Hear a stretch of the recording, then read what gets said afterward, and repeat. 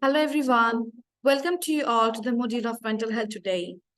Today is the week one. We will discuss about all the details of mental health today module. I will try to mention all the assignments in this first week. My name is Sumaiya Akter. I mentioned my name and the email address in this first page. Please have a look. If you need anything, email us. So there are some lecture rules. Please try to welcome and value the diversity of your class. Whenever you are communicating with your student, try to be very careful.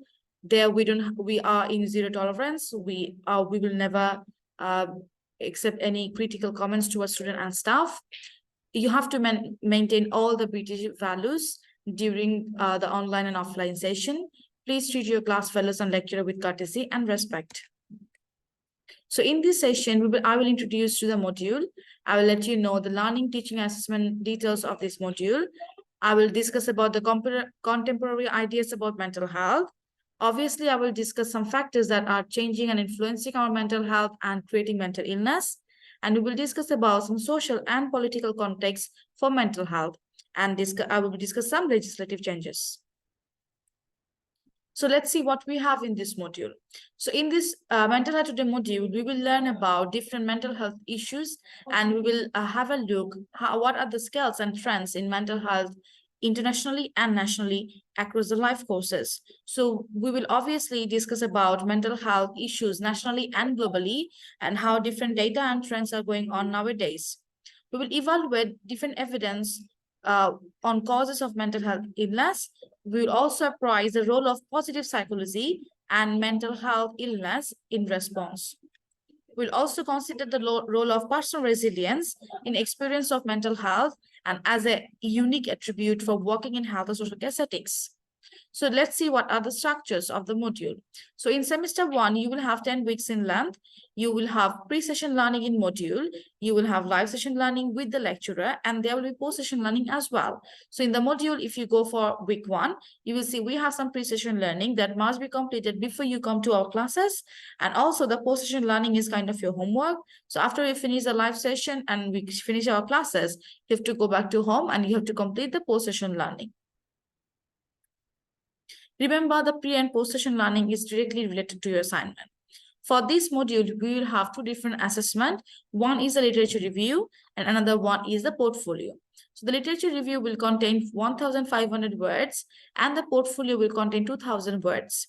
In the literature review, you must meet the learning outcome 2 and 3, and the module weighting will be 45%, and the portfolio will have learning outcome 1 and 4, and the portfolio marking will be 55%. So in the literature review, you will analyze and you will review present evidence-based response, and you have to explain one given case study.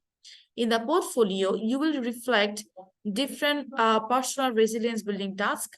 We will do some survey in the class. We will have a look, what is your character strength, how is your resilience, and we will include that in your portfolio. Also in your portfolio, you will require to analyze different policy and different conceptual framework. So in mental health today, the first assignment, literature review, the submission deadline is 6th of November 2023, which is around mid second semester, first semester, in the mid of first semester. And the second assignment portfolio will be at the end of first semester. What is literature review? So first we will have a look what is literature review and how to write it. So you can see that literature review, by the word, it's already there that we have to review some literature. So you have to present different evidence nowadays. You have to analyze them. Also, you will do a case study. So the case study document is already in the module. It's under the module handbook tab. So choose any case study we want. We have a few case study in the case study file. So pick any of the case study you want and then pick out the keywords so that you can answer the right question. So what exactly is a literature review? We have a reading here for you in Moodle. Please have a look and then we'll look forward what is literature review.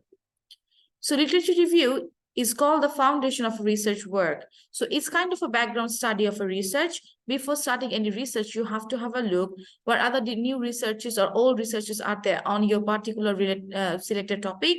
It's not a summary of relevant literature. Rather, it's a critical review of the current literature on a particular field.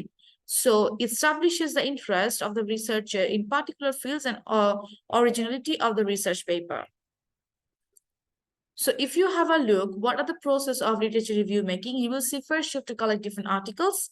You have to read all the literatures throughoutly. You have to summarize the state of the research. At the same time, when you summarize it, when you are reading the literature carefully, have a look what are the gaps are there and how one literature or article can be related to others. What are the differences between them? Such as the next steps. So this is way easier than first you have to identify your question. In the 7 steps, you will enter from identify your question. After that, you have to review discipline styles, try to search for different literature, manage your references, try to critically analyze and evaluate what are the difference or similarities between different literatures, synthesize your data, and start to write the review.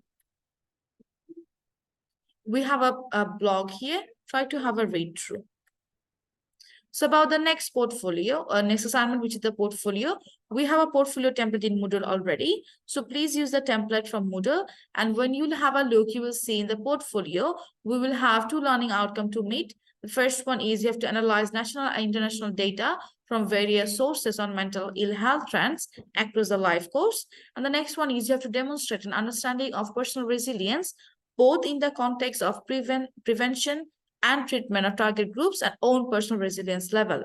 So the portfolio will be based on the reflection of the completion of a series of personal resilience building tasks in the class. So in the portfolio, you have to demonstrate different ongoing development of thinking and practice. So we will learn a lot of things in the class. You have to demonstrate your resilience and your thinking style through the class. You have to collect different evidence, and then you have to provide reflection. So what are the benefits of a professional development portfolio? What do you think about that? Let's have a look. So it's not only writing some assignment, it will help you to create a sense of achievement that you learn something new. It will build your self-confidence when you learn something new. It will provide an opportunity to conduct an in-depth self-evaluation. It will develop your skill of reflection. At the same time, it will develop a greater awareness of the context of the practice environment. It allows you to become more critical. It creates a sense of your own journey as a professional. It strengthens your understanding of your development as a practitioner, and it helps you to know and to be confident about your strength. So in the portfolio learning, as I mentioned earlier, there will be pre-session, live session, and post-session learning. All this learning will be included in your portfolio step by step. So in the section 1, it will be a 2000 words reflection on your learning and development based upon completing different tasks in the class. And then you have to self-assess yourself. There will be surveys and questionnaire-based activities. You will analyze your professional development as a practitioner, and then you have to explain everything as a reflection in your first section of portfolio. In the second section of portfolio, you will have different questions. You have to answer them. So when you open the portfolio template, you will see we have different boxes, and each box will describe about different topic. We have topic 1 to 8. Every topic will be discussed in every week of our classes. So if you are in the class, you will know what to do. So we will have some post-session learning and pre-session learning. In each week, we will have something to do. I mentioned those weeks. We will also have some key development in mental health support. You can see that we have Madhouse's Act from 1774. We have Lunacy Act from 1845, though it was updated in 1890. After that, we have National Health Services in 1948. We also have Mental Health Act in 1959. All of those acts will be discussed in the next few weeks. Thank you, everyone. Thank you for listening to me.